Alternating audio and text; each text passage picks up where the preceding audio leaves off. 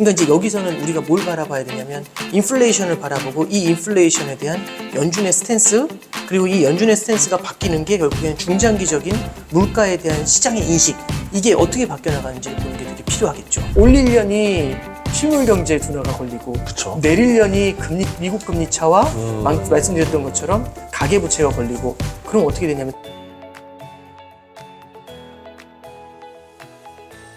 안녕하세요. 이번 시간에는 위기의 역사를 쓰신 오건영 팀장님을 모시고 이야기를 나눠보도록 하겠습니다. 반갑습니다. 네, 안녕하세요. 예, 이 몇 번째 책이죠? 이제? 이제 5번째 책입니다. 와, 책 하나하나가 다 주옥 같아서 감사합니다. 저 너무 놀랐어요. 근데 개인적으로 이번 책이 좀 힘들었어요. 이제 다시 안 쓸 거죠? 그럴 힘들어서. 것 같아요. 예, 그러니까 왜 그러냐면 이번 책은 자료를 굉장히 많이 찾았어요. 그러니까요. 이게 역사를 쓰다 보니까 자료 이게 검증이 되게 필요하잖아요. 그래서 옛날 기사들도 진짜 이만큼씩 뽑아놓고 막 자료들 뽑고 어쨌든 품은 진짜 많이 들어간 책이 아니었나 그 생각은 드네요. 아니, 저는 책을 나올 때마다 보는데 네네. 더 두꺼워졌어요. 네. 그리고 더 자료가 많아졌길래 네, 약간 벽돌이 됐습니다. 정말 나 이제 다시는 안 해 이러면서 너무 힘들어서 그런 거 네네. 있잖아요. 네네. 쥐어짰다. 네. 네, 아무튼 정말 정말 또 시간 지나면 또 근데 또 생각나기도 하고 그럽니다. 그래서 저도 다시는 책 안 쓰겠습니다라는 말을 해놨는데 가끔 또 쓰고 싶어지더라고요. 그렇죠. 다시. 콘텐츠가 생겨나면 또 아이디어라는 게 그런 것 같아요. 네네. 아무튼 감사합니다. 네네. 책에서 나왔던 내용들 중에서 제가 네. 궁금했던 질문이 이제 크게 4가지가 있었어요. 네네네. 그래서 그걸 하나씩 여쭤보도록 네. 하겠습니다. 우선은 제2의 외환위기가 올 가능성이 있지 않겠느냐라는 이야기가 주변에서 너무 많이 들려요. 네. 환율이 지금 1,300원이 넘어간 네, 상태에서 그렇죠. 오래 가다 보니까 네. 이거 위험하다라고 이야기하시는 분들도 있거든요. 네. 근데 그럴 가능성이 있는지 좀 듣고 네. 싶습니다. 그러니까 뭐 가능성이 있냐라고 하면요, 가능성이 있을 수 있죠. 예. 근데 이제 그게 얼마나 도미넌트하냐, 강하냐의 문제겠죠. 근데 저는 일단 외환 위기의 가능성 그렇게 높지는 않다고 봅니다. 예. 그러니까 1%도 없는 거냐, 이제 그래서 아예 아무런 문제 없습니다. 이게 아니라 예. 어쨌든 가능성 굉장히 낮다고 생각을 하고요. 이제 이유를 좀 설명해 드릴 필요가 있는 것 같아요. 일단은 외환 위기 당시에 우리나라의 경제 체력하고요. 지금의 우리나라의 경제 체력은 차원이 많이 달라졌어요. 이게 이제 되게 큰 건데 일단 가장 큰 거는 이런 게 있는 거죠. 외환 위기 당시에 우리나라 외환 보유고가 300억 달러가 채 안 됐거든요. 근데 지금은 외환 보유고가 4천억 달러가 넘어요. 이게 세계 9위 수준인데 예.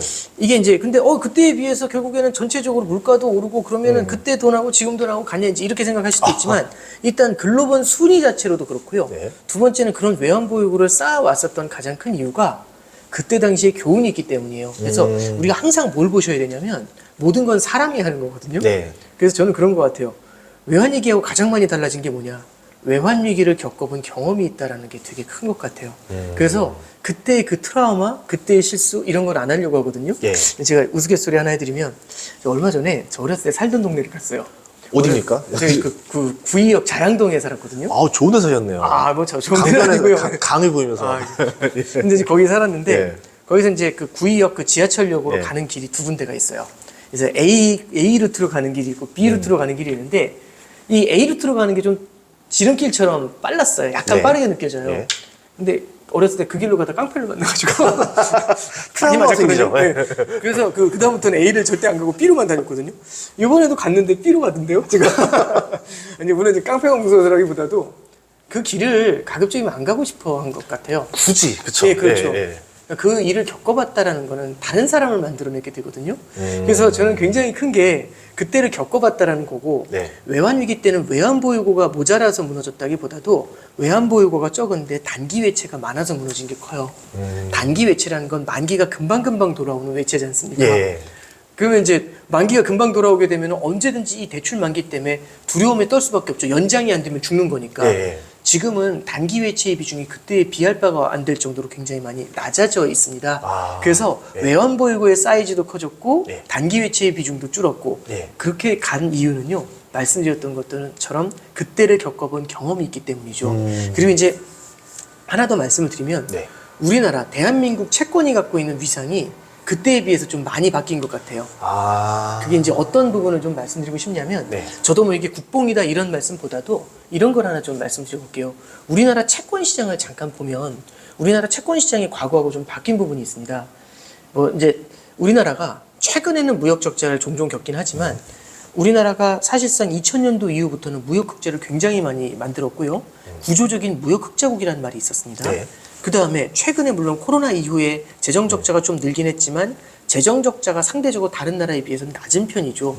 그러면 달러 벌이도 잘하고 외환 보유고 때문에 쟁여놓은 달러도 있고요. 그 다음에 재정 적자가 적다는 건 빚도 적어요. 예. 이런 것들은 외국인들이 봤었을 때 우리나라 투자에 대해서는 긍정적으로 보게 해주거든요. 은행으로 치면 대출 받으러 온 사람 중에서 우량 고객이죠. 그렇죠. 예. 네. 그러니까 결국에 우리가 뭘 봐야 되냐면 주식을 투자하는 사람하고 채권을 투자하는 사람은 달라요.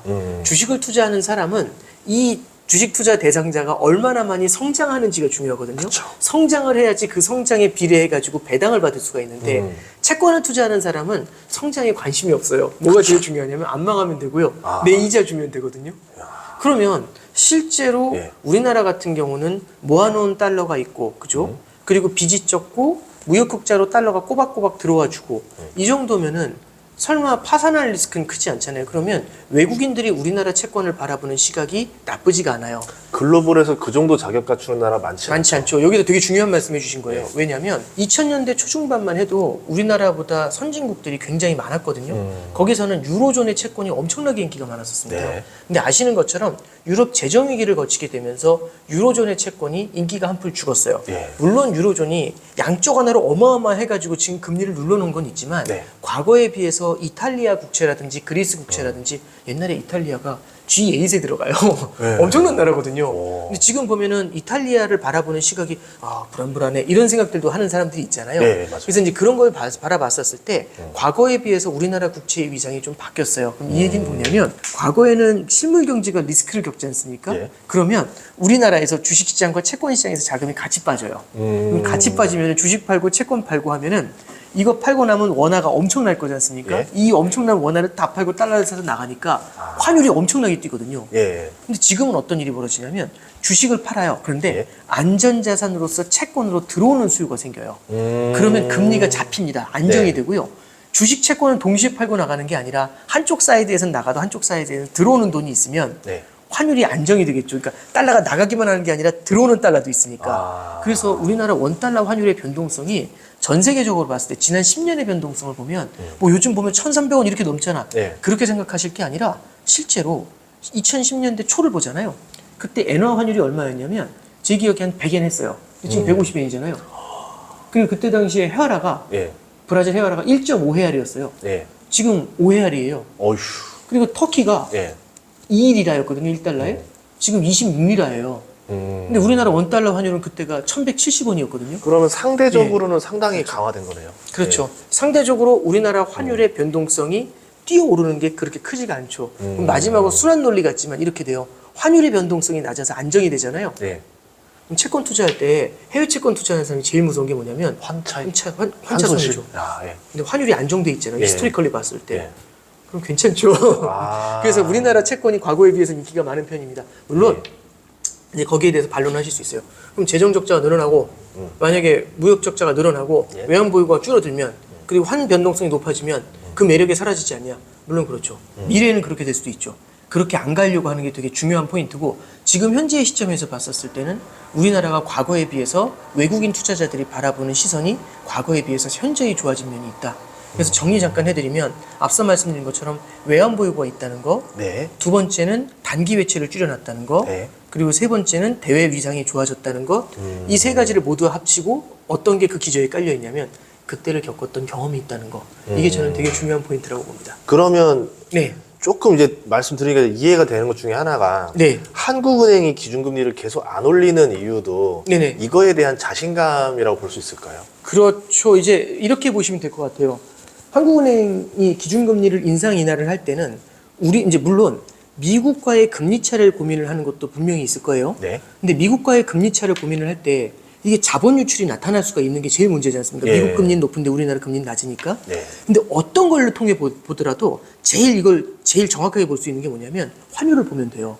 환율이 만약에 준동을 한다. 네. 환율이 답없이 올라간다. 이러면 그때는 따라 올려야죠. 예. 근데 환율이 생각했던 것보다는 안정적으로 움직인다? 그러면 2%의 금리 차가 있음에도 불구하고 액션을 조금 천천히 해가도 돼요. 그러면 예. 한국은행이 바라볼 때는요. 대외적인 경제 상황도 봐야 되지만 대내적인 경제 상황도 봐야 돼요. 이 대내적인 경제 상황이 우리나라 경기입니다. 실제로 아시겠지만 아마 정치연구소에서 많이 다루셨겠지만 네. 우리나라 실물 경제가 지금 수출이나 투자나 소비나 같이 좀 둔화가 되는 면이 강한 편입니다. 그래서 맞아요. 성장률 전망치도 지금 한국은행도 1.4까지 내렸고 요거보다도 더 낮춰야 되는 거 아니냐 이게 실제로 많이 나오는 얘기예요. 이게 우리나라의 문제도 있지만 중국 수출이 어려워지는 거나 반도체 경기가 쉽게 안 올라오는 게 문제가 되긴 하거든요. 그럼 실물 경제가 둔화되는 상황에서 지금 우리가 재정 균형 때문에 재정 정책을 쓰기가 조금 제한적이잖아요. 예. 그런 상황이면 통화를 마찬가지로 긴축적으로 운용한다? 이게 쉽지가 않아 보입니다. 그래서 실제로 우리나라가 금리를 올리지 않는 건 네. 아이 뭐 나가는 거 상관없어 이게 아니라 현재 대외적으로 자본 유출에 대한 우려가 아주 크진 않죠. 환율을 봤었을 땐 그런 전제하에서 우리나라의 실물 경제가 둔화되고 있는 게 조금 있다 보니까 실물 경제가 둔화되는 상태에서 긴축을 더 세게 하는 건 부담이 있으니 예. 금리를 인상하지 않는 거고요. 금리를 그럼 인하해야 되는 거 아니냐? 금리를 인하했었을 때는 지금의 균형이 어쩌면 깨질 수도 있죠. 미국하고의 금리 차의 균형이 미국이 금리를 더 올릴 수도 있는데 여기서 금리를 내렸을 때는 예. 어쩌면은 그 균형점이 나타날 수 있죠. 이게 이제 뭐냐면 우리가 이제 그 바닷가를 가시잖아요. 네. 바닷가 가면 이제 저 같은 애들이 어떤 실수를 하냐면 이제 이 구두를 신고 가요. 이제 잠깐 바닷가 구경하러 간 거죠. 저도요. 그 비즈니스 하다가 이제 잠깐 바다라 좀 보자. 답답해 죽겠다는 다음에 점심 먹고 잠깐 바닷가 가가지고 네. 양복 다 입고 구두 신고 있는데 바닷가를 보는데 가급적이면 파도에 가까이 붙어요. 근데 어디까지 가냐면 파도가 최대한 치는 데에서 파도가 안 젖는 데까지 오거든요. 저랑 똑같으시네요. 예. 근데 바다를 바라보다가 갑자기 어떤 일이 벌어지냐면 가끔씩 이런 때가 있어요. 파도가 말도 안 되게 들어올 때가 있어요. 그럼 한 다음에 뛰어나오잖아요. 네. 이미 구두는 젖어서 네. 그 뒤에 벤치에 가서 말리고 있죠. 그 장면이 여러 번 연출이 되거든요. 이 얘기는 뭐냐면 이 얘기가 이제 갑자기 왜 나왔냐면 우리가 실제로 이 금리차라는 레벨도 어느 임계점이 나타날 수가 있어요. 그래서 이제 이런 게 있습니다. 몇 프로까지 올리면 그렇게 되나요? 몰라요. 그거는 그 임계점에 갔었을 때 심리가 이거 답 없겠는데 이렇게 느끼는 경우가 1번. 두 번째는 이게 조만간 해결될 게 아니라 앞으로도 꽤 이어질 것 같다라고 그때부터 태세 전환이 되는 경우도 있어요. 그럼 다시 올려야 될 수도 있네요. 그렇죠. 이제 그래서 이제 환율의 변동, 이 지금처럼 균형이 어느 정도 지금처럼 괜찮은데 여기서 함부로 바꾸는 것에 대해서는 고민할 수밖에 없으니까 총재님도 코멘트가 금통이 끝난 다음에 코멘트가 네. 그 얘기가 나오는 거죠. 미국이 금리를 한 차례 만약 더 올린다고 하면 이거는 조금은 좀 고민을 해볼 만한 요소다라고 얘기를 하시잖아요. 그래서 한은에서도 이걸 쉽게 생각하진 않아요. 그리고 마지막 하나 더 말씀을 드리면 금리를 낮추게 되면은 가계부채가 더 늘어날 수가 있습니다. 이게 제일 큰 문제거든요. 가계부채가 상반기에 꽤 많이 늘었어요. 예. 이게 가계부채라는 건 결국에는 이 금리가 낮아지게 되잖아요. 가계부채 부담이 늘어요. 이게 왜 그러냐면 금리를 낮추면 이자 부담이 줄지 않냐 그게 아니라 금리라는 건 돈의 값인데 돈의 값을 낮추잖아요. 예. 돈의 값이 싸지면 빌리기가 쉬워지잖아요. 그쵸. 무섭지가 않으니까. 예. 그럼 돈을 빌리는 수요가 늘어나게 됩니다. 예. 그럼 어떤 일이 벌어지는 거냐면 대출을 더 많이 잡았으니까 가계부채가 늘어나게 되겠죠. 그러면 나중에 사이즈가 더 커지잖아요. 예. 물가가 오를 때 금리를 인상하기가 더 힘들어져요. 아. 그러니까 생각을 해보시죠. 한국은행이라고 생각해 보시고 예. 물가가 오르니까 기준금리를 올리려고 딱 잡았는데 선제적으로 올려야 되는데 가계부채가 500조일 때하고 2000조일 때는 다르잖아요. 1% 올렸을 때 이자 부담이 어마어마하게 달라지지 않습니까? 그쵸, 그쵸. 만약에 이 가계부채가 막 폭증을 해버렸다. 그럼 나중에 인플레이션에 왔을 때 선제적으로 대응하기 굉장히 힘들어집니다. 왜냐하면 모두가 한국은행 바라보죠. 제발 이 느낌으로 바라볼 거 아니에요. 그럼 동결. 이러면 어떤 일이 벌어지면 실기를 할 가능성이 높아집니다. 실기 네. 평가인데 그게 아니라 그쵸. 적기를 놓치는 게 실기가 예. 되잖아요. 그럼 인플레이션을 제때 못 잡을 수 있죠. 그래서 가계부채가 여기서 더 올라가는 것에 대해서는 경계감을 가져야 돼요. 그래서 한은 총재도 코멘트가 딱 확실히 그거잖아요. 가계부채를 갖다가 완만하게 줄이는데 초점을 맞추겠다고 그 말씀을 하시거든요. 저는 그래서 결국에는 기준금리가 3.5라는 딱 이 레벨에 걸려 있는데 올리려니 실물 경제 둔화가 걸리고 그쵸. 내리려니 미국 금리 차와 말씀드렸던 것처럼 가계 부채가 걸리고 그럼 어떻게 되냐면 답이 안 나오면 현재 상황을 일단 지켜보면서 이어가야겠죠. 당분간은 이 기조가 나타나게 될 거라고 보고 있습니다. 그러면 만약에 이제 한국은행이 나중에 금리를 올리겠다라는 얘기가 나오면은 어떻게 보면은 경제에 나쁘지 않다라고 해석할 수도 있는 거죠. 그렇죠. 이제 여기서 예. 이제 우리가 볼 게 뭐냐면 금리를 올릴 때 이런 케이스가 있어요. 나쁜 인플레이션과 착한 인플레이션이 존재할 수 있는데 실물 경제가 좋아져서 탄탄하게 물가가 올라오고 이게 너무 경기가 너무 좋아질 것 같아. 예. 그래서 금리를 올린다. 이럴 때는요. 금리 올리는 게 박수 받을 만한 일이죠. 오케이, 좋은데 이런 케이스가 있어요. 지금 생각보다 물가가 높아진 물가가 생각보다 잘 안 내려오는 거예요. 요번에 소비자 물가 지수가 꼬리를 말아 올렸는데 예. 이게 계속 꼬리를 말아 올릴 수도 있잖아요. 잘못 걸리면. 예. 이게 공급 사이드의 문제 때문에라도.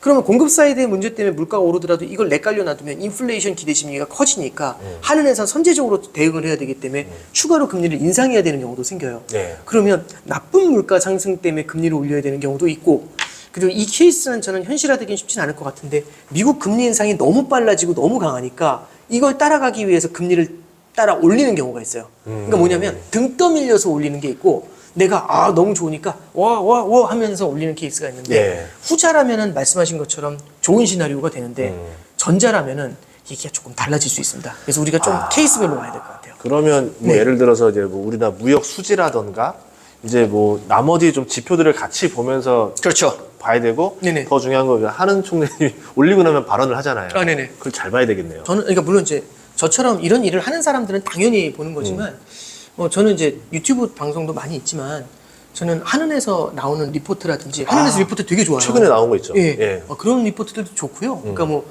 지금 최근에는 그 우리나라 산업 지도에 대해서 그린 거 있잖아요. 예. 그거 말고도 리포트 정말 좋은 거 많이 나와요. 그러니까 일반적으로 저 같은 사람들이 구하기 힘든 데이터들. 예. 그래서 저 그거 많이 참고하거든요. 아. 그래서 그런 데이터들은 예. 제가 경제연구소도 하시니까 예. 제일 중요한 게 데이터가 제일 많이 필요하시지 않습니까? 예, 그렇죠, 그렇죠. 많이 읽어보시면 되게 좋고요. 금토회가 끝난 다음에 질문하는 걸 보면은 기자님들도 이게 한은 출입 기자님들 레벨들이 높으셔서요. 좋은 질문들 많이 하세요. 그리고 거기에 대해서 한은 총재께서도 되게 중요한 얘기들을 좀 많이 하시고 어떤 때는 좀 마음속에 담았던 얘기도 하시는 것 같아서 그런 얘기 들을 때 되게 재밌을 때가 있어요. 그게 예. 꿀팁이네요. 힌트네요. 그렇죠. 그래서 이런 것도 한 두세 번씩 보기도 하고. 나도 올리고 싶어요. 예, 예. 이제 그러면 이제 이러면서. 뭐 요번 같은 경우는 예. 그 말씀 하셨잖아요. 뭐냐면 이제 가계부채 증가하고 부동산에 대한 이제 질문을 드리니까 부동산 가격이 오르고 내리고보다도 그거는 이제 한은 총재님의 소관은 아니지만 결국에 되게 중요하게 바라봐야 될 거는 지금은 연끌을 하거나 아니면 집을 대출을 받아서 사는 이유가 금리가 앞으로 많이 낮아질 거라는 그 기대가 되게 크기 때문이라는 말씀을 하시잖아요. 그렇죠. 그런데 그거는 지난 10여 년간 인플레이션을 겪어보지 않은 사람들은 그런 생각을 할 수 있지만 만약에 그렇지 않다면 인플레이션이 꽤 오래 간다면 옛날에 그 금리로 돌아가기가 쉽지 않을 수 있다. 그래서 조심해야 된다. 이제 이런 얘기를 하시잖아요. 예. 저는 되게 중요한 시나리오를 하나 열어놓으신 거라고 해요. 그렇게 된다가 아니라 이런 리스크도 관리를 해야 된다라고 얘기를 하신 거잖아요. 저는 그런 부분들은 우리가 충분히 고민을 하면서 따라가 줘야 되지 않나 그런 생각을 합니다. 네. 그 단기 외채도 얘기하셨었는데 네. 우리나라가 뭐 단기 외채가 지금은 좀 비중이 많이 줄었나요? 예전에는 그 엔캐리 트레이드, 예. 엔캐리 자금이 많았던 것 같은데 지금은 좀 어떤지 궁금하거든요. 이제 그 캐리 자금으로 들어오는 부분들도 외채에 들어갈 수가 있겠는데요. 근데 이제 그 외환위기 당시에는요, 되게 컸던 게 그거 같아요. 우리나라의 금리가 상대적으로 높았거든요. 네. 그때 우리나라 금리가 한 7, 8%가 됐어요. 근데 가장 큰 이유가 이 금리를 조금 높게 유지를 해줘야 해외에서 자본이 유입이 된다는 게 좀 컸던 것 같아요. 네. 여러 가지 요인이 있는데 그 중에 하나가 이제 해외에서 자본이 유입되기 위해서 금리를 조금 높게 유지한 게 있었죠. 그러니까 이제 예를 들어서 이런 겁니다. 기업들이 돈을 빌리고 싶은데 우리나라에서 빌리면은 8%에 빌리고 미국에서 빌리면 3%에 빌려요. 그럼 미국에서 빌리는 게 낫잖아요. 그쵸. 근데 다만 달러 빚이에요. 외채죠. 하나 더 옵션이 있는데 뭐냐면 짧게 빌리면 금리가 더 싸요.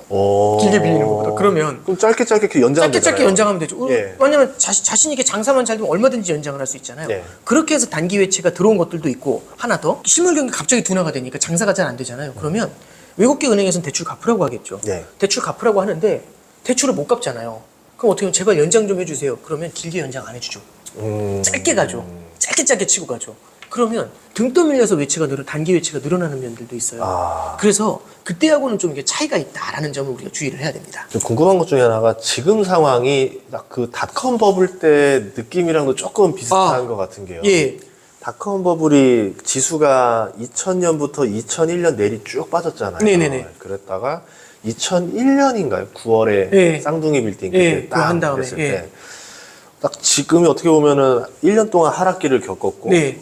그리고 근데 지금 뭐 중국이라던가 이제 이런 우려들도 있고 뭐 러시아 우려도 남아 있다 보면은 뭐 전쟁이 날 가능성도 염두를 해둬야 될 거 아니에요. 그렇죠. 그러면 딱 그 지금 중간 지점이 지금일 수도 있다 싶은데 네네. 이럴 경우에 만약에 전쟁이 난다라 그러면 돈을 풀 건지 네네. 아니면 금리를 내릴 건지 네네. 어떻게 될지 좀 궁금하거든요. 그러니까 저는 전쟁 시나리오까지 감안을 하면은 답이 없을 것 같아요. 그리고 그 전쟁이 어디서 일어나느냐도 또 다른 문제인 것 같고 그 전쟁에 누가 인발부가 되느냐도 되게 중요한 문제인 것 같아요. 그러니까 우리가 1차 대전, 2차 대전을 이제 보면 그때 당시 주가 폭락했겠네? 미국 주가가 좋았어요. 1차 대전 때는. 네. 왜냐하면 미국에서 모든 공급이 일어날 거라고 보니까 미국 기업들로 전 세계 돈이 빨려 들어가요. 네. 유럽에서 돈 빠진 게 수익이 날 것으로 흘러가야 되지 않습니까? 네. 그래서 세이프 에셋으로서, 세이프 헤븐으로서, 그러니까 안전지대로서 미국으로 간 것도 있고 미국 쪽에서 장사가 잘 될 거라고 해서 모든 돈이 글로 밀려간 것들도 있죠. 근데 올라갔다가 그 다음에 어떤 일이 벌어지냐면 미국에서 물건을 생산하는데 그럼 누가 네. 사요? 살 사람이 없는 문제가 생기는 거죠. 아. 그랬더니 또 주지 않고. 그래서 이 전쟁이라는 걸 갖고서 주가를 예측한다? 그거는 제 생각에는 모험인 것 같아요. 그렇죠. 네. 그리고 이제 그게 말씀드렸던 것처럼 그 주체가 누군고, 이 이유가 뭐고, 뭐 때문에 싸우는 건지 이런 것들도 다 연관이 되니까 그걸 예상하기는 쉽지는 않은 것 같아요. 근데 이제 다만 저는 이제 9.11 테러 당시 그 전후 상황을 하나 말씀을 드리면 네. 2001 이제 정확하게 2000년도 3월 10일부터 닷컴 버블이 고점을 찍고서 무너지기 시작을 해요. 줄줄줄줄 흘러내리는데 줄줄줄 흘러내렸다라는 표현을 쓰지만 이때 당시에 중간중간 튀어오르는 게 어마어마했어요. 반등이 네, 있었어요. 빠졌다가 20%씩 뛰고 빠졌다 20%씩 한 4-5번은 그렇게 뛰어요. 그러면 다 물린 거 아니에요? 사람들이 반등이다 하고서는 그렇죠. 들어갔다가. 그러니까 참고로 말씀드리면 2001년도 1월 2일 날 네. 연준에서 긴급 금리 인하에 들어갑니다. 50bp. 1월 2일 날 금리 인하 하려면 정례 FOMC에서 못 하니까 긴급 금리 인하를 하거든요. 그러면서 1월 말에 있는 FOMC에서 또 금리를 더 낮춰줬어요. 그래서 6.5였던 금리가 2001년도 1월 2일부터 낮추기 시작해서 2003년도 초까지 2003년도 1%까지 낮춰요. 6.5를 1까지 쫙 5.5를 낮춰버린 거죠. 지금 상황으로 지금 딱 거꾸로네요. 네, 지금 그렇죠. 상황으로. 금리가 쫙 예. 내려온 거죠. 예. 근데 이제 문제는 뭐냐면 금리 인하, 50bp 금리 인하 때리고 1월 말에 또 인하한다고 하니까 시장이 어땠겠어요? 난리가 났던 거죠. 막 탁탁 튀어오르고 난리 났죠. 근데 그게 실물 경제가 둔화되는 속도가 워낙에 빠르다 보니까 금리 인하로 그걸 커버를 못 하는 거예요. 그 정도로 안 아팠던 거예요? 예, 그래서 이게 왜냐하면 그때 당시 핵심이 뭐냐면 주가가 오르다 보니까 이 주가에 기대 가지고 사람들의 소비가 엄청났어요. 이게 이때 당시 이제 되게 유명했던 일화 중에 뭐가 있냐면 미국 사람들이 세금을 안 내고 연체를 해요. 왜냐하면 연체 세율이 예를 들어 10%라고 가정을 하면 네. 연체하고서 주식 사면 되잖아요. 그럼 나중에 연체 세율 10% 내고 나머지 90%는 이렇게 되잖아요. 어디서 본 장면이었던 것 같은데. 예. 그러니까 왜냐하면 주가는 오를 거지 않습니까? 이 확신이 있으면 그렇게까지 가요. 와. 그러니까 이제 사람들이 그런 생각까지 했었다는 거죠. 그때 당시 분위기가. 근데 이제 그 버블이 이제 터져가지고 무너져 내리기 시작을 하니까 이게 속절없이 무너지거든요. 그러다가 이게 금리 인하가 됨에도 불구하고 무너졌다가 9.11 테러가 터져요. 그럼 사실상 쐐기골 박은 건데 9.11 테러가 터지니까 이때 전 세계가 국제공조에 들어갑니다. 전 세계가 동시에 기준금리 인하를 해요. 동시에 기준금리 인하하고 동시에 경기 부양에 들어가요. 그래서 9.11 테러부터 시작해가지고 3, 4개월 동안 전 세계 주가가 올라간 거 보면 어마어마한 속도로 올라갔어요. 전쟁이 났는데 오히려 주가가 올라갔다는 네, 거예요? 그렇죠. 그때가 이제 2001년도 말에 아프가니스탄 전쟁이 있었어요. 예. 미국에서 아프가니스탄을 침공하거든요. 예. 근데 그때 이제 미국 증시가 2001년도 9월부터 그해 12월, 그 다음에 이듬해 1월까지, 2002년도 1월까지 되게 빨리 올라갔고, 그 이후에 또 꺾여요. 근데 우리나라 코스피 지수는요, 그때 제 기억에 400얼마가까지 빠졌거든요? 9.11 테러 때. 그 다음에 900까지 올라가요. 2002년도 월드컵 할 때. 그때 이제 소비 특수가 있었죠, 또. 예. 카드 대란하고 예. 엮여가지고. 그래서 900까지 더블 치죠. 러시아 때랑 또 반대네요. 예, 그렇죠. 이제 그래서 어떤 얘기가 있냐면 코로나 때 주가가 올라갈 때요. 과감하게 보셨던 분들은 9.11 테러 때 기억하시고 베팅 치신 분들도 있었어요. 왜냐하면 이 정도 위기면은 사실상 전쟁이라기보다는 어떤 이제 물론 비극적인 일이지만 하나의 자연재해 같은 거잖아요. 네. 그러다 보니까 어마어마한 부양책을 쏟아낸 거죠. 그때 당시에. 저도 그때 당시 그 빌딩 이렇게 박는 거 뉴스로 보고 저도 봤습니다. 저 군대에 예. 있을 때였거든요. 예. 보고 저는 그 영화인 줄 알았어요. 너무 놀랐거든요. 저희 비상사태라고 해가지고 그때 저기 휴가도 못 나게 하고 뉴스 그랬었죠. 계속 나왔어요. 네, 그렇죠. 예, 진짜 맞아요, 비극이었죠. 맞아요. 예. 그러면 예를 들어서 전쟁이 나면 1차 대전이라든가 2차 대전 같은 좀 큰 전쟁들이 나면 원래 미국이 좀 금리를 인하하는 편이에요? 전쟁이 어느 정도 영향을 주는지에 따라서 다른 달라요? 편이고요. 예. 두 번째는 금이 유출이 옛날에는요. 옛날 1, 2차 대전 때는 금이 유출이 되는가의 문제에 따라서 조절을 했거든요. 만약에 전쟁이 발생해서 금이 유출이 될 것 같으면 금리를 인상해 줘야 돼요. 네. 나가지 못하게. 네. 근데 이제 그게 반대편이면 얘기가 달라지죠.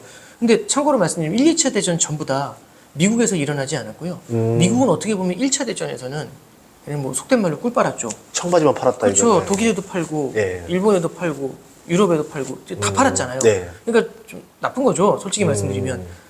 뭐 이제 정의론정에서 네. 근데 어마어마한 수익을 실속은 다 챙긴 거지 않습니까?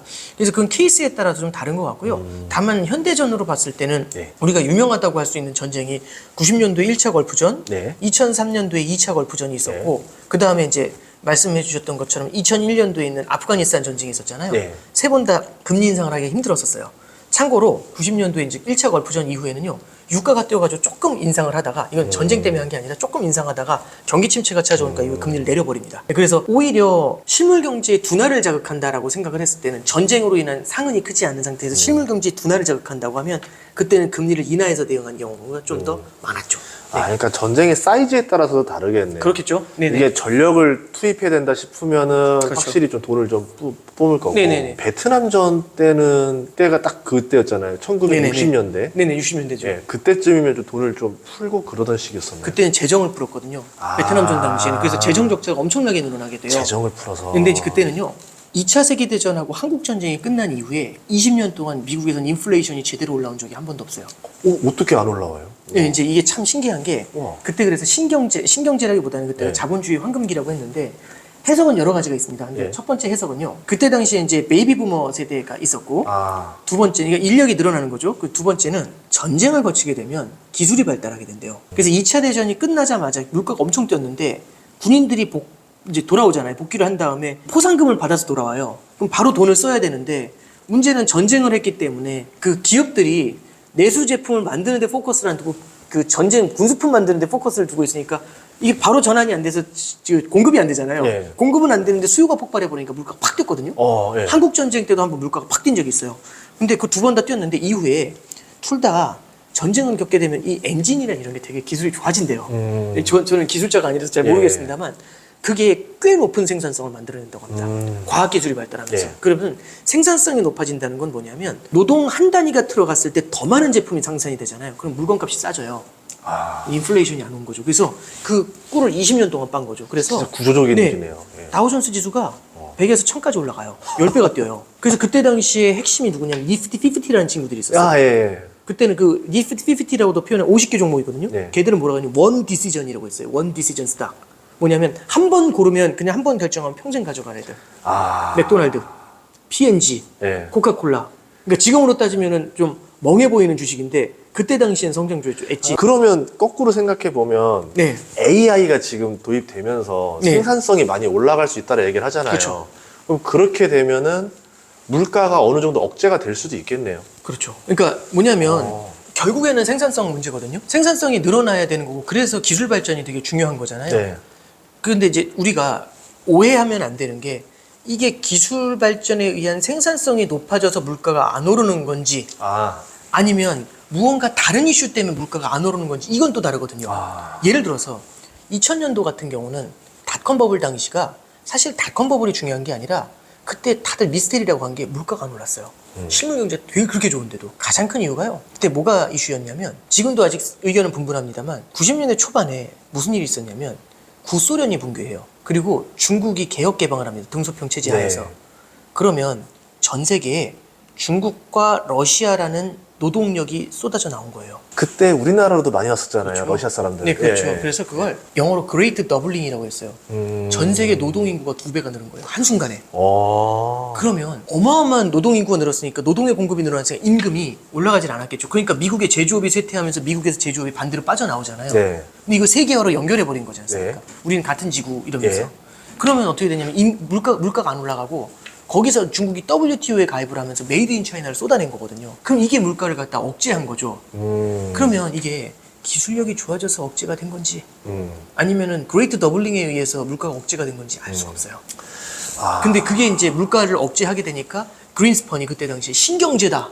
이건 뉴 이코노미다. 이게 인터넷을 중심으로 해서 완벽한 세상이 만들어진 거다. 이렇게 판단한 거죠. 근데 아니나 다를까 이제 그게 아니라 수요가 너무 세지니까 물가가 올라가기 시작한 거죠. 그래서 그것 따라서 금리 올리다가 박살이 난 거고 그게 이제 신경제의 붕괴를 부른 거고 그리고 이제 그게 이제 뭘로 이어지면 자연스럽게 경기 부양을 위해서 돈을 뿌리니까 이 돈이 주식시장이나 신경제 쪽은 이미 초토화되어 있으니까 글로 못 가고 부동산 시장이 올라가면서 부동산 버블을 만들고 그 부동산 버블에 기반해서 파이낸셜 엔지니어링이라고 금융공학이 발달했으니까 이거 갖고서 파생금융 상품이 만들어졌고 이거 투자하다 무너졌던 게 금융위기였던 거죠.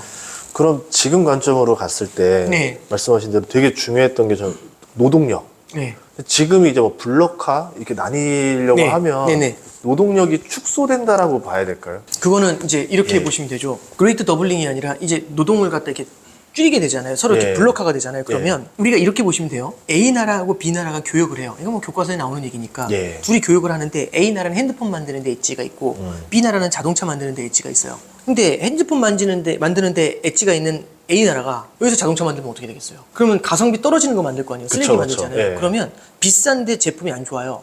그럼 비싸다는 얘기는 수요가 안 늘어난다는 얘기죠. 네. 그럼 많이 안 팔려요. B 나라가 핸드폰 만들면 또 이것도 가성비 안 나오거든요. 근데 둘이 교역을 해서 열어줘요. 그럼 B 나라에 엣지 있는 핸드폰이 A 나라로 들어와요. 그럼 싼데 품질이 좋잖아요. 그럼 B 나라에 있는 제품을 사요. 그럼 B 나라가 생산을 더 많이 할 거지 않습니까? 네. 그럼 생산을 더 많이 하기 위해서는 설비 투자를 늘려야 되고 사람을 더 많이 채용하니까 여기 소득이 늘어나죠. 예. 소득이 늘어나면 그럼 더 살 수가 있죠. 그러면 A 나라에 있는 자동차를 사지 않습니까? 그래서 이게 교역이라는 게 서로 경제에 있어서 가장 효율적인 곳을 서로 연결해 주는 게 그래서 세계화가 그만큼 효과가 있는 거거든요. 네. 근데 지금 이제 세계화를 분절시켜 버리게 되잖아요. 네. 그럼 이 둘이 딱 끊어진 겁니다. 그러면 A 나라에서 알아서 핸드폰 만들어야 되고 아. B 나라에서 알아서 자동차 만들어야 되고 A 나라에서 알아서 반도체 해야 되고. 근데 우리가 지금의 제품이라는 게 서플라이 체인이라고 해서 공정이 다 다르잖아요. 네. 이 모듈이 다 다른데 이 모듈이 어디서는 베트남에서 해야 되고 어디는 중국에서 해야 되고. 근데 이게 와장창 깨지게 되면 이 모듈이 흔들리게 되니까 아무래도 비용 자체가 올라가는 문제가 생길 수가 있죠. 그럼 이게 중장기적으로는 과거와 달리 물가를 조금 올려놓는 요인이 되지 않겠어? 라고 퀘스천 마크를 달고 있는데 네. 저도 그럴 수도 있다는 생각을 하게 돼요. 예. 예, 그게 지금 장기 금리에도 조금씩 투영되는 거고요. 아, 예, 알겠습니다. 네네. 이제 궁금한 것 중에 하나가 2008년 리먼 사태 때 쇼크가 저 너무 컸어요. 네네. 제 첫 주식 투자 실패를 리먼 때문에 했는데 세상에 박살나도 이렇게 박살나나. 그러니까 닷컴 버블 때랑 다르게 그냥 이렇게 수직하라 그랬잖아요. 네네. 근데 그때 말씀하셨던 대로 이제 부동산 때문에 벌어진 일인데 최근에 보는 게 이제 중국 부동산 버블 문제가 심각하다. 부채가 심각하다. 그래서 중국판 리먼 사태가 터지는 거 아니냐라는 기사들이 많이 나오고 있거든요. 이거 어떻게 봐야 될까요? 그러니까 이제 리먼 사태하고 조금 차이가 있죠. 일단 저기 리먼 사태 때를 보면은 이 결국에는 리먼이 금융기관 중에 굉장히 큰 금융기관이었고 네. 그때는 리먼이 파산했다고는 얘기를 하지만 사실은 그 08년도 9월에 리먼 파산하기 6개월 전에 베어 스턴스가 이미 죽었어요. 네. 걔가 세계 5위였고 투자은행 중에 4위가 리먼이었고 3위가 메릴 린치였는데 메릴 린치가 그날 동시에 리먼은 파산했고 메릴 린치는 BOA에 인수가 돼요. 그러니까 리먼은 데려갈 수 있는 곳이 없었던 거죠. 그리고 그때 AIG라는 보험사가 무너져요. 하루에 그 셋이 동시에 주저앉았거든요. AIG 하면 굉장히 큰 보험사였잖아요. 세계 옛날에 1위의 보험사죠. 박재성 선수 예, 얘기했던 그렇죠. 거. 예, 네. 그렇죠. 얘 동시에 무너진 거잖아요. 와, 쇼크구나. 그러니까 예. 그리고 이제 1, 2위가 골드만삭스하고 모건 스탠리인데 얘네들도 무너진다는 얘기가 나와서 이 둘은 은행지주 회사로 편입이 돼서 은행지주 회사가 편입이 되면 연준에서 자금 지원이 가능해요. 아, 그래서 살아남았거든요.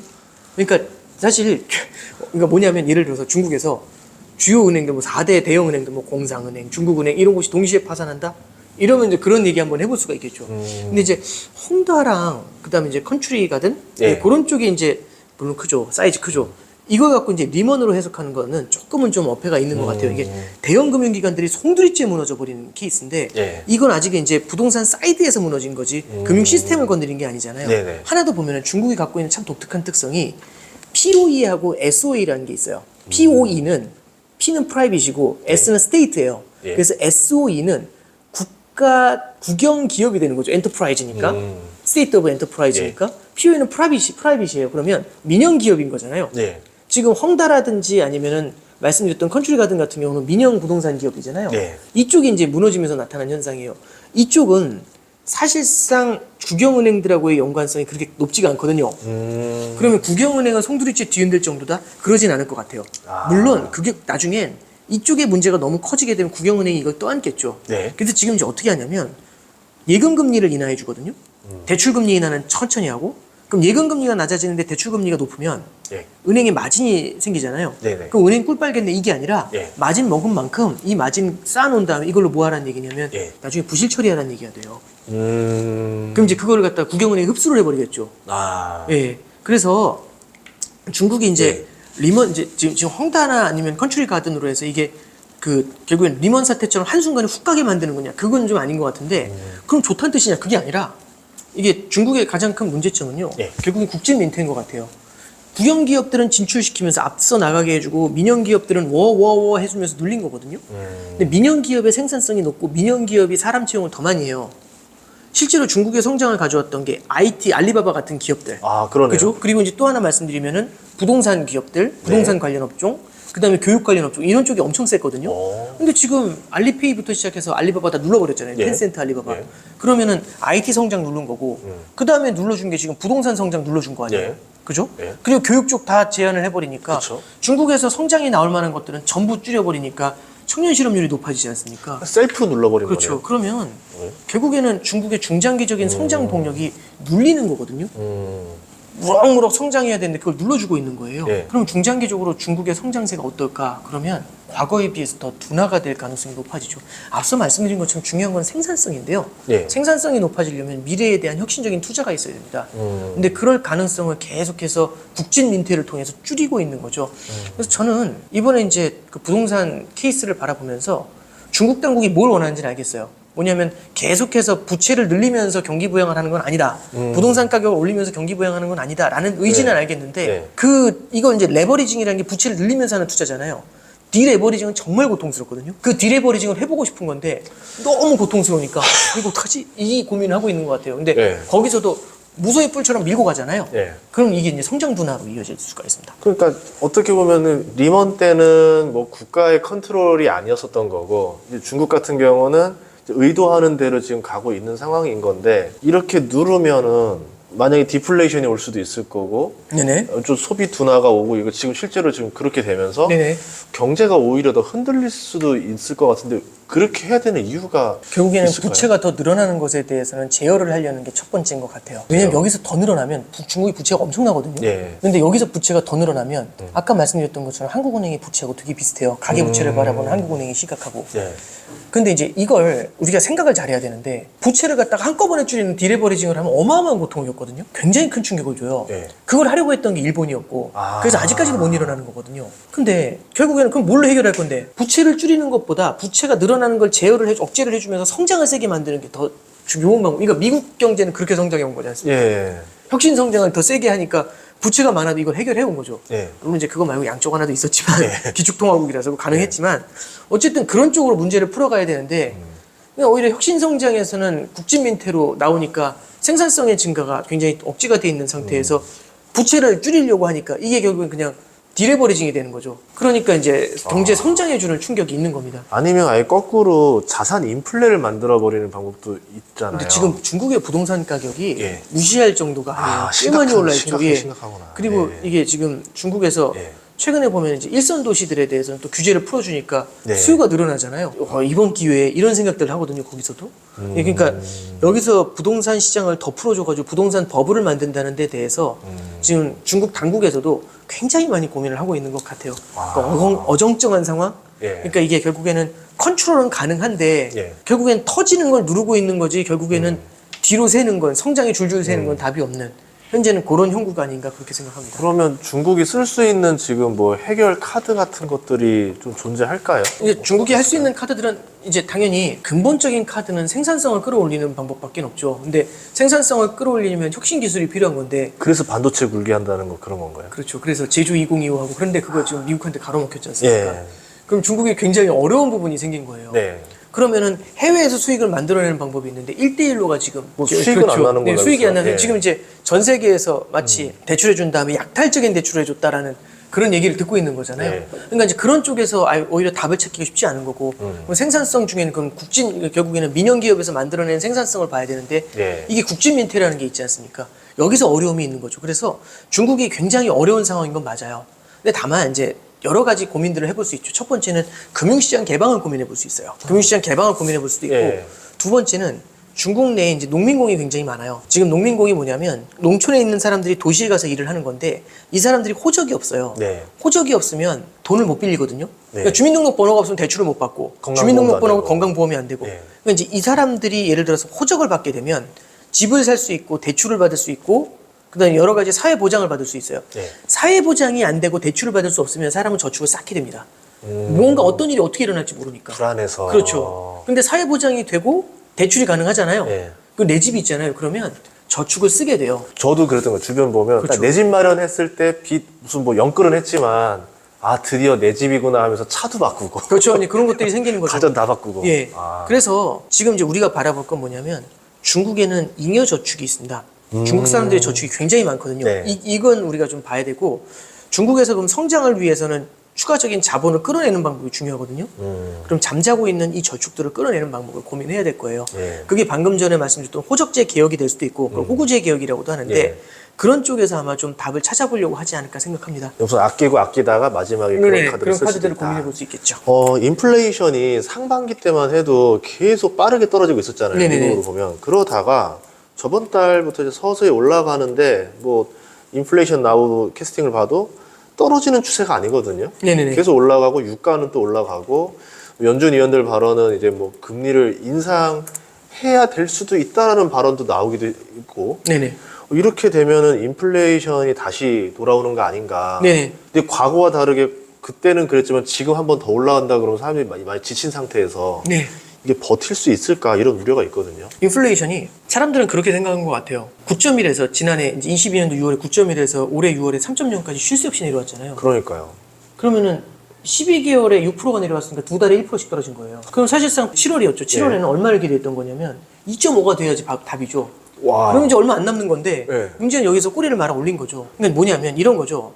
100점 만점 시험인데 30점이었던 애가 90점 넘으면은 스카이를 가요. 30점이었던 애가 70점까지 올린 거예요, 점수를. 한 달에 10점씩. 그런데 이제 얘가 얘기하는 거죠. 우리 다 한 달에 10점씩 올린다. 좀만 기다려라. 그러면 7월에 70점 나왔으면 8월에 80점, 9월에 90점, 10월에 100점이니까 서울대 가는 거거든요. 따는 당상인데. 네. 근데 그렇게 얘기했는데 얘가 그러면 8월달 모의고사를 보면 80이 나와야 돼요. 네. 근데 지금 얼마 나온 거냐면 67 이렇게 나온 거예요. 아. 70보다 내려온 거예요. 그럼 느낌이 어때요? 실망이 확 크죠. 그렇죠. 그러니까 그럼 네. 그걸 바라보는 사람들이 쉽지 않겠다 이 생각하는 거죠. 근데 그 다음 달 시험에 지금 이제 인플레이션 나우 캐스팅 보셨겠지만 네. 그 다음 시험에서 지금 얼마를 예상하고 있냐면 63을 예상하는 거예요. 그럼 90 갈까요? 이제 이 질문인 거죠. 그러면은 최악의 경우엔 재수해야죠. 그렇잖아요. 예. 왜냐면 9월, 11월까지 답이 안 나오면 시중 시험은 11월인데 이 얘기가 뭐냐면은 올해 연말까지 그러면 인플레이션이 2% 내려오기가 쉽지가 않다는 걸 모두가 인지하고 있는 거지 않습니까? 네. 그럼 언제 내려올까? 더 오래 갈 수가 있다는 얘기죠. 그래서 지금 보면은 내년 말, 내후년 초 정도 돼야지 인플레이션이 2%로 수렴할 수 있을 것 같다라고 연준에서 얘기하고 있는 거죠. 이게 연준에서 생각하는 게 지금부터 이게 막 올라가는 게 아니라 이게 이 기저효과하고 다 겹치면서 이렇게 움직일 수 있어요. 그러면 이제 3%를 중심에 놓고 2.5에서 3.5 사이로 와리가리 할 수 있거든요. 네. 이 피말리는 겁니다. 이러면 좋아진다 아니네, 좋아진다 아니네 이게 이제 계속 서울대 왔다 갈 갔다 듯 말 듯 갈 듯 말 듯. 그렇죠. 예. 그러면 와 이거 어떡하지? 이런 생각인 거죠. 그래서 진짜 그런 것 같아요. 예전에 저도 뭐 영어 시험 같은 거 보면 예를 들어서 뭐 몇 점을 넘으면 된다. 그 점수 바로 밑까지 올라온다면 거기서 계속 몇 프로이거든요. 뭐 예를 들어 70점이 넘으면 합격이다라고 하면 네. 67점에서부터 점수가 안 올라가요. 그래서 몇 번 시험 봐도 그런 케이스들 있잖아요. 네. 근데 그게 예를 들어 과목이 4과목이 있다. 국영수가 있으면 67점이에요. 그러면 국어가 약해 이러잖아요. 국어가 약해. 그러면 네. 국어만 올리면 되겠네. 그래서 국어 점수가 잘 나왔어. 그러니까 와 이제 됐구나 하면 다른 네. 데서 내려와. 이런 일이 있잖아요. 이게 뭐냐면 임대료만 내려면 끝나잖아요. 이 얘기하고 있잖아요. 그럼 임대료만 내려면 끝나는 거지 않습니까? 네. 그 얘기는 뭐냐면 다른 과목은 다 됐는데 국어만 약하니까 국어만 올리면 되잖아요. 이거예요. 네. 국어는 올리게 돼 있어. 지금 학원 쪽집게 하고 있어. 이 얘기거든요. 근데 문제는 뭐냐면 국어를 올렸는데 영어가 내려오면 그럼 우리가 영어가 내려올 거라는 생각 안 하잖아요. 두더지 게임이네요, 완전히. 그게 유가가 올라가죠. 예. 그럼 모두가 지금 다 끝났다고 생각하는 상품 인플레이션이 다시 올라와요. 그럼 보면 야 이거 뭐지? 이거잖아요. 그럼 총점 불변의 법칙 있잖아요. 그래서 시험 볼 때마다 또야. 근데 분명히 이거 올려놨는데 다른 게 네. 떨어지면서 총점을 맞춰놓잖아요. 그러면 예를 들어 내가 지금은 고금리지만 뭐 내년쯤 되면 떨어질 테니까 지금 이자 어떻게 쓰든 견뎌내고 좀만 버티자 했었는데 떨어질 기미가 안 보이면은 와 이거 어떡하지로 낙심할 거 아니에요. 그렇죠. 그러니까 사람은 예. 투자도 그렇지만 누구나 다 미래를 프라이싱 하지 않습니까? 예. 근데 미래에 브라이트하게 금리가 많이 내려올 거라는 미래를 프라이싱 했다가 그게 아니다 보니까 1200원까지 내려갔던 환율이 1300원 위로 올라온 거고 예. 그렇잖아요.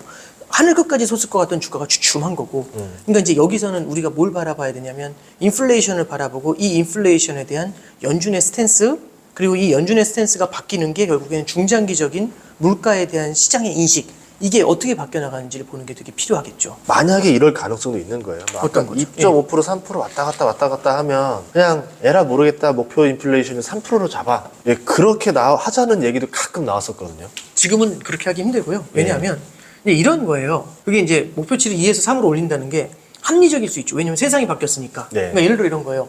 고등학교에서 90점이 넘어야 합격이다라고 했는데 고등학교 과목에 갑자기 양자역학 이런 게 들어온 거예요. 너무 어려운 거예요. 이거 하니까 선생님도 못 풀어요. 이게 네. 애들이 다 낙제예요. 네. 여기서 90점 넘기는 건 이거는 기적이다.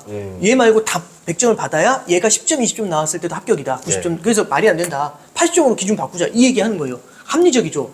근데 여기서 80점으로 낮춰주잖아요. 네. 그럼 새로운 과목 들어올 때마다 공부 안 해요. 뭐라고 하냐면 70으로 낮춰주겠지 하고 기다려요. 아, 인플레이션 목표를 한 번만 건드리면 계속 올릴 수도 있다라고 사람들이 생각할 수 있다는 거죠. 왜 3으로 갑니까? 3.5도 할 수 있고 4도 할 수 있고 5도 할 수 있는데 아, 그걸 뭘로 기준을 잡겠어요? 그러면은 시장에서 얘기하겠죠. 그럼 인플레이션 기준 올려. 돈 풀면 되잖아. 이렇게 얘기하는 거거든요. 그래서 이게 바꾸더라도 지금 바꾸면 안 돼요. 그럼 기대를 만들거든요. 예. 그 인플레이션을 제압해서 없어졌을 때 예. 그때 아 이번에 잘 제압했는데 고생했습니다. 그리고 이제 생각해 보니까 우리 요건 점수를 좀 바꿔놓읍시다. 이제 이 판이 한번 끝났으니까. 그러니까 월드컵 끝나고 나서 그렇죠. 규정을 바꿔야 된다. 그렇죠. 그렇게 해야 되는 거죠. 이번 월드컵 끝을 이제 다 치르고 얘기합시다. 이 얘기가 되는 거죠. 아, 안 그러다가는 시장에 혼선을 줄 수 그렇죠. 있다. 이런 예, 얘기네요. 그렇죠. 그럼 이런 가능성도 있어요. 지금 내년에 만약에 인플레이션이 안 떨어지고 계속 이렇게 뭐 확 오르는 것도 아니고 떨어지지도 않는 애매한 그 중물가? 아 예. 네, 그러면 금리도 내릴 수도 없고 올릴 수도 없는 이 중물가 중금리 세상이 온다. 뭐 뉴노멀 이런 얘기하는데 네. 그럴 가능성도 있을까요? 이게 이제 제 생각에는요. 2로 내려오는 건 가능할 것 같아요. 근데 이제 2로 내려오는 것보다 더 무서운 건 뭐냐면 2로 내려왔을 때 과연 그 시장이 어떤 반응을 보일까? 연준이 어떻게 할까? 여기서 연준이 오케이 2 찍었으니까 이제부터 돈 풀어. 아, 이러면 그때는 이제 어떤 일이 벌어질까를 한번 생각해 보는 거죠. 그게 뭐냐면 이렇게 비유하시면 될 것 같아요. 이렇게 생각하면 될 것 같아요. 두통이 되게 심한 사람이 단 걸 너무 많이 먹으면 단 걸 먹으면은 두통이 좀 풀려요. 예. 그래서 너무 머리 아플 때마다 단 걸 먹었더니 당뇨가 온 거예요. 네. 그래서 당 수치가 너무 높아서 고생을 많이 했거든요. 9.1이었어요. 당 수치가. 예. 근데 얘를 이제 3으로 내린 거예요. 예. 그래서 2까지 내렸는데 2까지 내려서 이제 퇴원을 하려고 해요. 그랬더니 의사가 뭐라냐면 이제 나가서 단 거 먹어야겠다 이랬더니 의사가 하는 얘기가 자 나가실 때 딱 얘기하는 거죠. 조심하셔야 돼요. 관리하셔야 되고 단 거 드시면 안 돼요. 이 얘기를 하는 거죠. 당을 겪어본 사람하고 안 겪어본 사람 다르죠. 다른 거거든요. 이 둘은 다른 거거든요. 그렇죠, 그렇죠. 그럼 퇴원을 했는데 거기다 네. 대고 머리 아프다고 막 먹으면 또 들어올 것 같지 않으세요? 그러니까 인플레이션을 안 겪어본 거하고 겪어본 건 다르죠. 네. 그럼 여기서 질문이 이렇게 들어가는 거죠. 그럼 앞으로도 조금 안 좋아지면 돈 풀 수 있을까? 왜냐면 기대 인플레이션이라는 게 남아있는데 예. 그걸 완전히 제압했는지 알 수가 없잖아요. 그러면 주저주저 하겠죠. 그러면 우리가 생각하는 금리 인하가 생각보다는 한 박자 늦을 수 있다 그렇죠. 봐야 되겠네요. 선제적인 금리 인하하기가 쉽지가 않아요. 그래서 이제 제 생각에 정리를 정확히 해주셨는데 예전에도 제가 나왔을 때 이제 무슨 말씀을 드렸냐면 테이퍼링이 언제 시작할까? 근데 중요한 거는 시장이 기대하는 것보다 늦게 했거든요. 시장이 기대하는 것보다 빨리 했거든요. 그리고 금리 인상도 시장이 기대하는 것보다는 더 많이 올리고 있어요. 네. 더 높은 폭으로. 시장의 기대가 계속 바뀌는데 바뀔 때마다 그거보다 조금씩 높게 따라가요. 이거 사실 짜증나는 거거든요. 약도 오르고 시장도 끝났어 했는데 또 올라가고 끝났어 했는데 또 맞아요. 올라가고 예, 끝났어 예. 했는데 올라가고 이렇게 올리거든요. 그러면 우리 시장이 다 기대하는 그거잖아요. 언제 끝날까? 시장이 기대하는 것보다 늦게 끝나겠죠. 언제 인하할까? 시장이 기대하는 것보다 늦게 인하할 거고 예. 시장이 기대하는 폭이 있을 거지 않습니까? 예. 그 폭보다 낮을 수 있죠. 그러면 예를 들어서 지금 물가가 떨어질 만한 어떤 희망적인 요소들은 딱히 없죠. 지금 상황에서. 아니요. 이제 저는 이제 예. 수요가 둔화되는 시그널은 분명히 있다고 보고요. 수요 둔화. 예. 수요가 둔화되는 시그널은 분명히 있다고 보고요. 예. 이게 결국에는 임금의 안정을 가져올 수는 있을 것 같아요. 근데 문제는 저는 2% 내려온 게 문제가 아니라 그 다음에 또 뛸 수도 있다라는 거죠. 그러니까 우리는 예. 지금 질문은 그치. 언제 퇴원해요 이거잖아요. 그렇죠, 그렇죠. 근데 태어난 다음에 또 들어올 수 있다니까요. 그러니까 우리가 그걸 생각해 봐야 되는데 많은 분들이 언제 2%가 되지? 근데 2%가 된 다음은 어떻게 되냐면 그때부터 이제 인플레이션은 아웃 또 40년간 인플레이션은 안 올 겁니다. 이게 아니란 얘기죠. 예. 왜냐면 허리병이 생긴 사람이에요. 예. 허리병을 앓은 사람하고 안 앓은 사람은 다른 거죠. 예. 허리병을 앓은 사람은 옛날처럼 그렇게 무리해서 허리 쓰면 안 돼요. 그렇죠, 그렇죠. 예. 근데 그렇게 쓰고 싶은 거잖아요. 운동선수도 한번 큰 그렇죠. 부상 당한 다음에 예. 복귀하면 옛날 같은 스피드도 그렇게 안 나오죠. 나오고. 예. 그러니까 인플레이션을 보는 시각은 그래서 저는 언제 2% 내려올까? 이게 되게 중요하거든요. 근데 그거만큼 중요한 건 재발하지 않을까? 예, 두 개를 봐야 됩니다. 재발을 안 한다는 확신이 있을 때까지는 금리가 좀 더 위에 있을 가능성이 있다 봐야 되겠네요. 재발이라는 건 결국에 나가서 무리를 했을 때 나오는 거잖아요. 예. 그럼 연준 입장에서, 의사 입장에서는 무리하지 않게 만들어줘야죠. 그럼 연준은 어떤 걸 하게 되냐면 시장이 무리하도록, 기대를 하면 무리를 하게 되지 않습니까? 예. 그거 하지 않도록 견제구를 던져줘야죠. 그러면은 확실히 재가 좀 남아있는데 그걸 보면서 꺼진 불인데 그냥 가는 게 아니라 다시 한번 보고 그러면 후행적으로 대응하게 되죠. 선제적인 인하보다는. 예. 근데 이렇게 되면은 수요가 둔화가 확인될 때까지 되면 이제 고용이라던가 소비도 서서히 둔화가 될 거 아니에요. 예. 그러면 기업들의 순이익도 조금씩 떨어지는 추세가 결국은 오게 되잖아요. 네, 그렇죠. 그렇게 되면은 증시 입장에서도 긍정적인 요소보다는 부정적인 요소가 나타날 가능성이 좀 있겠네요. 네. 뭐 이제 주식시장은 실물 경기도 되게 중요하지만 멀티플도 되게 중요하잖아요. 네, 멀티플. 그렇죠. 네. 그러니까 주식 전문가는 아닙니다만 네. 멀티플이라는 것도 중요하고 그 다음에 지금의 매크로 환경은 사실상 국가 간의 분절을 말하고 있는 거잖아요. 아, 네. 근데 이게 이런 거거든요. 제가 예를 들어서 잘 살다가도 먹고 살만 하면 별로 안 친하게 지내고 싶을 때도 생기잖아요. 먹고 살만 하면 그러거든요. 싸우거든요. 네. 먹고 살만 하면 내가 더 먹으려고. 근데 이럴 때 악수해요. 뭐냐면 둘 다 죽을 것 같을 때. 그러면 악수할 때 이렇게 악수해요. 아, 싫어도. 예, 싫어도. 이게 공조거든요. 그래서 좋아서 악수한 적은 없어요. 그럼 그 얘기는 뭐냐면 결국에는 이게 무언가 해법을 찾기가 너무 어려울 때 악수를 하는 거거든요. 19년도에 보면 트럼프가 미중 무역 전쟁에서 마지막에 류어하고 협상을 해요. 중국하고 11월 달에. 트럼프가 왜 했겠습니까? 좋아서 한 건 아니죠. 할 수밖에 없는 거죠. 그러니까 이제 저는 그런 생각을 좀 해요. 저는 기본적으로는 낙관론자거든요. 낙관론자가, 낙관론자의 정의를 할 때 주가가 매일 올라야 낙관론자가 아니라 결국에는 그렇죠. 밝은 미래가 있다. 뭐 그래. 떨어질 수도 있지만 올라가 중장기적으로 오를 수 있다. 이제 예. 이런 것들 있잖아요. 예. 이게 저는 낙관론은 그렇게 해석을 해야지 주가가 다음 달에 조정받을 수 있어. 아, 비관론자 이건 아니라고 봐요. 그래서 이제 저도 이 말씀을 드린 이유가 낙관론자라고 그 주식 계속 매일매일 오른다고 그게 아니라 결국에는 기본적으로 낙관론이라는 얘기는 뭐냐면 우리는 역사를 통해서 계속해서 발전해 왔거든요. 예. 그러니까 뭐 이런 걱정 저런 걱정 해보면 인류는 메소포타미아 문명 시절에 망했어야죠. 근데 계속 발전해 왔던 이유는 예. 갈등이 있었을 때 거기서 해법을 계속 찾아왔던 겁니다. 아. 저는 이번에도 해법을 찾을 거라고 생각을 하고요. 네. 그게 국가 간의 공조를 또 만들어낼 수도 있다라고 생각을 하고 그래서 이제 그런 시기가 와야 되지 않겠나. 예, 그렇게 좀 희망 섞인 말씀을 좀 드려보는 겁니다. 저번에 출연했던 저 중동 전문가분은 예. 빈살만이 중국 앉아. 아. 중국 앉아. 저 5일 증산하고 싶은 악수해. 이제 뭐 그런 사례까지 이야기해봤었거든요. 진짜로 네. 정말 어떤 이슈를 뭐가 어떻게 갑자기 그렇게 될지 모르는 거잖아요. 네. 그러니까 이제 결국엔 싸우는 건 너 없이도 살 수 있어. 이게 이러니까 싸우는 거거든요. 쳐다도 안 볼 거야. 근데 전 세계가 대차대조표가 다 맞물려 있는데 과연 서로 떨어져서 그렇게 살 수 있을까? 아, 오래 가긴 어려울 예, 것이다. 아마 이제 그러면 서로한테 더 많은 양보를 받아내고 싶은 거잖아요. 예. 근데 그 싸움은 정말 어려워질 땐 같이 손을 잡게 되거든요. 그래서 이제 그런 걸 한번 좀 우리가 눈여겨보는 것도 필요하지 않겠나? 예. 뭐 그런 말씀 드립니다. 그럼 예를 들어 좀 금리가 조금 높게 유지된다는 선에서 네네. 한국 말고 미국 같은 경우면은 은행들이 되게 조금 돈을 많이 버는 시기가 되는 건가요? 이제 그렇게? 금리가 생각보다 높게 유지가 되면 예. 금리가 올라가면 은행들이 수익을 버는 거는 분명히 있을 거예요. 근데 이제 이런 케이스가 있습니다. 첫 번째는요. 은행이 장기채를 많이 깔아놨을 때 SVB가 그랬잖아요. 예. 그런데 단기로 빌려서 장기를 많이 깔아놨는데 장기 금리가 뛰어가지고 장기채가 박살나면 예. 이게 자본 손실이 발생이 있잖아요. 그쵸. 이랬을 때는 그 은행을 바라보는 시각이 되게 안 좋아질 수 있어요. 예. 요번에 은행들 규제를 할 때 뭐가 나왔냐면 보유하고 있는 자산에 대해서 현재 평가 금액을 얘기하라고 그게 나와 있어요. 네. 그럼 이런 불안감이 생길 수가 있고요.